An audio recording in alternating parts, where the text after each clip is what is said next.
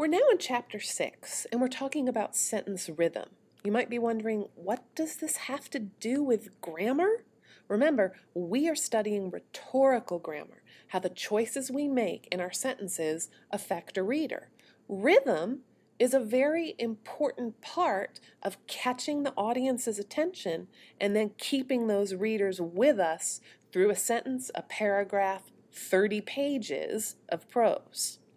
Here you see listed the 5 topics we're going to cover. 3 through 5 are ways to transform sentences to shift the focus. We've been talking about this a lot, haven't we? That's one of the great things about mastering grammar at an advanced level. You can revise and transform your sentences for maximum impact. First, what's intonation? Intonation is your vocal emphasis, your pitch. What syllables do we stress? What syllables do we back off on? This can be very hard for non-native speakers. You have to be very aware of this if you're teaching in an ESL or ELL environment. When your intonation is off, meaning can be unclear. When I stress a word, don't you pay more attention? Probably. When you pronounce a word incorrectly, can that mess with comprehension? Yes. We tend to stress syllables when information is new, contrasting, or mood setting. On the other hand, how many of you would say on the other hand, or on the other hand, or on the other hand? No, we pretty much say it on the other hand. However, these are things we pick up being around people who speak American English. Makes it all the more important for your second language learners to spend a lot of time listening to and talking with their native English-speaking peers. How does intonation affect meaning? Read the sentence with the emphasis on the first word. Now shift it. Keep shifting it. Which of these do you like the best? April is the cruelest month. April is the cruelest month. April is the cruelest month. April is the cruelest month. April is the cruelest month.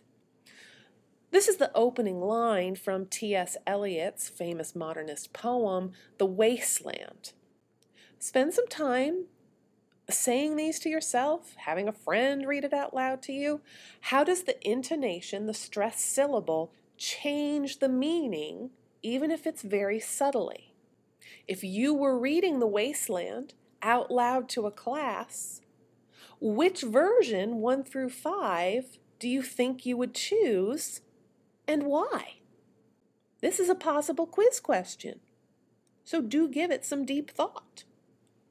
Second on our list of 5 topics, end focus. And this is really what it sounds like. We focus on the end of a sentence, especially with our known new contract. Our emphasis falls on the new information. So look at the sentences on the top of page 107 of our book. There are 4 sentences there about a cold, a chemistry book, a motorcycle wreck. Where do you stress the syllables? Are you hitting words at the end of the sentence harder? Now look at the passages in the middle of page 107 about Dennis and Barbara. Which one of these reads more smoothly?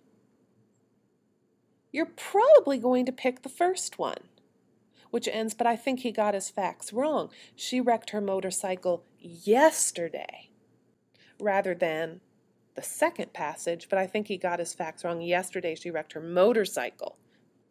Wait, what? I want to focus at the end of the sentence, the new information, yesterday. Where you place these movable adverbials matters. Speaking of adverbials, they still move. That hasn't changed. Don't put your adverbials in a place where you screw up the known new contract. Don't put them somewhere that your sentence rhythm gets unbalanced.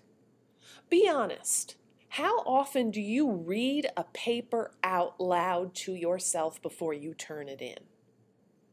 You really should, because chances are your teacher is reading it in his or her head, thinking something sounds off here. Or the teacher is reading along and gets to the end of the page and realizes, I didn't mark a single thing. I was having such a lovely time reading this essay.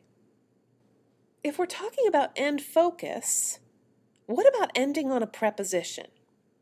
I'm sure you've been told, or you've heard, or you've read that you should not do this. Here's why in terms of sentence rhythm. It's not so much that it's ungrammatical when we're thinking about rhetorical grammar. It's that we're not ending on a strong, stressed syllable. Mediocrity in government is something that, unfortunately, many Americans are willing to put up with. We could say are willing to put up with. Then I just sound kind of foolish. Look at my second example. Mediocrity in government is something that, unfortunately, many Americans are willing to endure. I can stress this. Prepositions are such little short words that they're hard to emphasize. It's hard to do your known new contract. It's hard to do your end focus if you end on a preposition. Can you do it? Of course. There are plenty of situations where trying not to end on a preposition puts you through a series of grammatical convolutions that result in a sentence that no one understands. Put your audience first, but also don't end on a preposition just because you can't think of a better, more versatile verb. In my first example, I have a phrasal, to put up with, but endure just has that much more punch. Now we're going to talk about the cleft sentence. Do you know what a cleft is? It's sort of like a valley or a break. Why would we want to put a cleft in a sentence? Well, we're taking simple sentences and rewriting them as complex ones. A dependent plus an independent clause. We use cleft sentences when we want to draw our audience's eye to any part of the sentence we desire. Do we want them to focus on the beginning, on the end?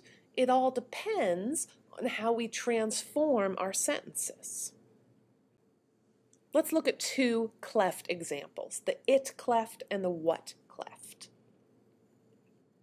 The It-Cleft takes a simple sentence and rewrites it with it was, it is, it has been. Our What-Cleft takes that same simple sentence, that same independent clause, takes the same simple sentence, the same independent clause, and uses what is or are or what was were. Are you confused? Don't worry, I have examples. At the top you see our original simple sentence, Jane lost her keys last night. Really, what I have here, 1, 2, 3 noun phrases. Maybe I want to draw my reader's attention to one of these over the others. I can do that by putting that noun phrase after it was. It was Jane who lost her keys. Maybe I want to emphasize the article that was lost. It was her keys that Jane lost. On the other hand, Perhaps the most important information that I want to stress is when this all happened. It was last night that Jane lost her keys. You may have been discouraged from this sort of cleft sentence transformation because it creates a passive voice situation. But remember, we in advanced grammar, studying rhetorical grammar, are much more concerned with the message we're getting across to our readers. Whatever comes after this "it was" is going to get the emphasis. And here are some examples of it-clefts in popular culture. In The Return of the Jedi, yes, Star Wars, the Emperor says, "It was I who allowed the Alliance to know the location of the shield generator. It is quite safe from your pitiful little band." This is much more memorable. "It was I who allowed it," instead of saying, "Oh, I allowed the Alliance to know the location of the shield generator." Another example from Harry Potter and the Deathly Hallows. Regulus Black also wants to draw attention to his role in something. To the Dark Lord, "I know I will be dead long before you read this, but I want you to know that it was I who discovered your secret. I have stolen the real Horcrux." It wouldn't have the same effect if this note had read, "But I want you to know that I discovered your secret. I have stolen the real Horcrux." This cleft sort of draws out the sentence that "it was I" rather than "I did this." How can I revise my simple sentence? Yes, I took off the last night. Forgive me.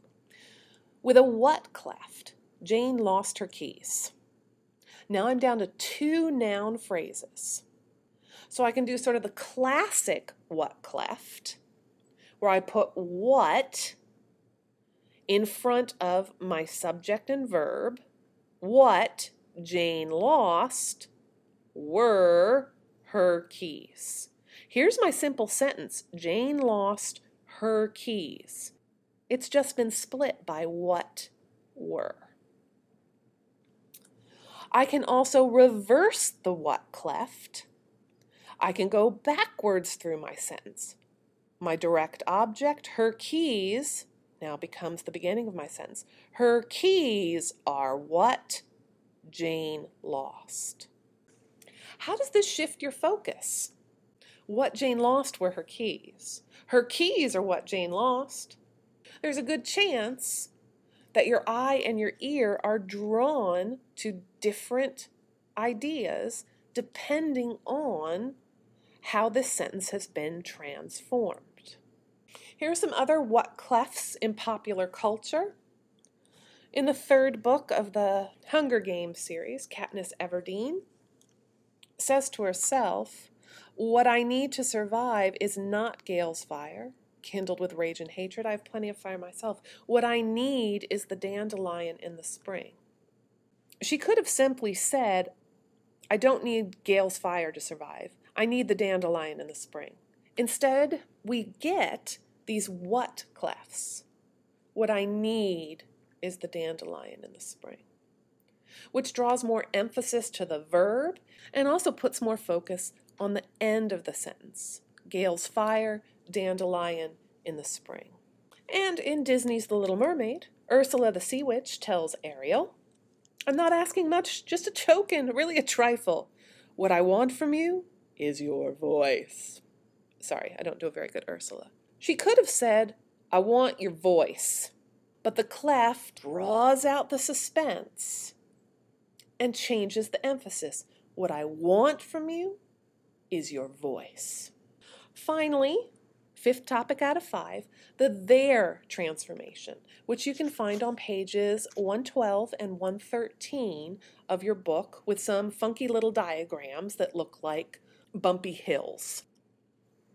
This is a lot like the it and the what-cleft. It-cleft uses it is, it was.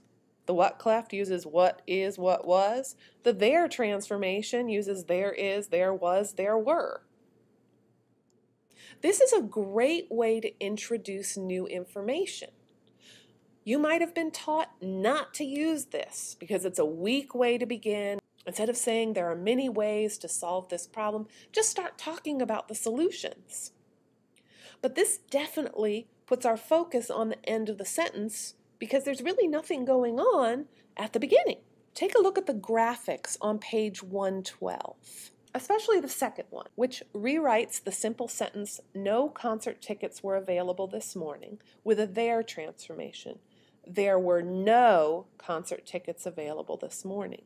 Suddenly I have this peak right where I want it. No concert tickets. I really can't read the original simple sentence, putting my stress and emphasis on that first little word. No concert tickets were available this morning. I have to emphasize the end. The there transformation allows us to put our emphasis in the middle of the sentence rather than the end. The other example, a stranger is standing on the porch. Oh, okay, big deal. Let's put this through the there transformation. There's a stranger standing on the porch. Instead of a gradually rising line or a flat line, I do get this peak with the there transformation. Here are some examples of there and what transformations from George Orwell's novel 1984. The programs of the 2 Minutes Hate varied from day to day, but there was none in which Goldstein was not the principal figure. He was the primal traitor, the earliest defiler of the party's purity. But what was strange was that although Goldstein was hated and despised by everybody, naturally want to put the emphasis after the was. There was none in which Goldstein, but what was strange was. And if we drop down to the end, always there were fresh dupes waiting to be seduced by him. There's a lot of passive voice here. There are a lot of transformations. Does this make sense thematically with 1984? One of the themes of this novel is total and complete mind control. Why would you have a lot of active voice in a book where nobody gets to be all that active? Here are some examples of It-Cleft transformations. If we look at exercise 18 at the bottom of page 113. This is the very first sentence: the Titanic hit an iceberg and sank in the North Atlantic in 1912. There's a lot of information here. What do I want to focus on? The what, the where, the when? Maybe I want to do the when. It was in 1912 that all of this happened. If I want to put focus on the where, it was in the North Atlantic that the Titanic hit an iceberg. Do I want to draw attention to the what? It was the Titanic that hit an iceberg and sank. Do you start to see how useful this is for foregrounding specific information rather than burying it in a series of prepositional phrases? I can also what-cleft this sentence. What hit an iceberg and sank in the North Atlantic in 1912 was the Titanic. Do you like this as well as you liked the It-Clefts? Not all transformations are going to work beautifully on every sentence. Your turn for your quiz. Here is your sentence. Our defense won the Stanford game in the final 3 minutes with a crucial interception. There's a lot of nouns going on here. Defense, Stanford game, final 3 minutes, crucial interception. Use 2 different transformations. So you can do an it and a what, an it and a there, a what and a there, to rewrite this sentence with different emphases. What I'm hoping that I'll have time to do, since you have to complete your quiz 30 minutes before class, is to put together a list of all the sentences that you guys come up with. Notice how I ended with a preposition there? Yeah, it made sense.